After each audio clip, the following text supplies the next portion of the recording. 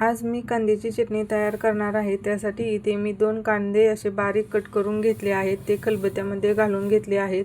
त्यामध्ये 1 वाटी लसूण पाकळी, 1 चमचा जिरे, चवीपुरते मीठ आणि इथे मी 1 वाटी काश्मीरी लाल मिरची पावडर घेतली आहे।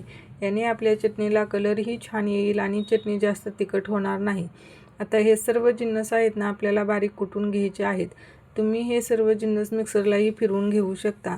उन्हाळ्याचे दिवस चालू आहेत आणि बऱ्याच वेळा जेवण कमी जाते। अशा वेळी तुम्ही ही चटणी झटपट तयार करून घेऊ शकता। आता इथे आपली चटणी कुटून तयार आहे। आता याला तडका देऊन घेऊया।